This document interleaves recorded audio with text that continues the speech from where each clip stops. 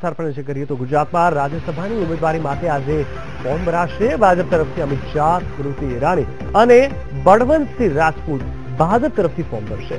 મહત્વનું છે કે વિપક્ષ નેતા શંકરસિંહ વાઘેલાએ નિવૃત્તિ જાહેર કર્યા બાદ કોંગ્રેસ તરફથી સોનિયા ગાંધીના રાજકીય સલાહકાર અહેમદ પટેલે રાજ્યસભા માટે ઉમેદવારી ફોર્મ ભર્યું છે, જેની વિરુદ્ધમાં ભાજપે માસ્ટર સ્ટ્રોક મારતા અમિત શાહ, સ્મૃતિ ઈરાની અને કોંગ્રેસનો છેડો પાડીને આવેલા બળવંતસિંહ રાજપૂત આજે ઉમેદવારી ફોર્મ ભરશે.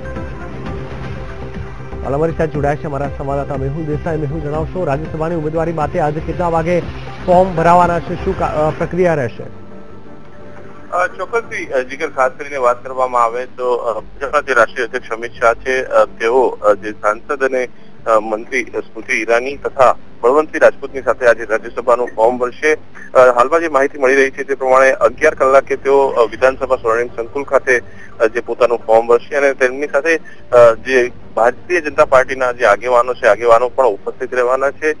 ખાસ કરીને વાત કરવામાં આવે તો કોંગ્રેસમાંથી ભારતીય જનતા પાર્ટીમાં ગઈકાલે જ જોડાયેલા બળવંતસિંહ રાજપૂત પોતે પણ ફોર્મ ભરશે અને તેમની જે ઉમેદવારી છે ગઈકાલે જ અમિત શાહે જાહેર કરી હતી.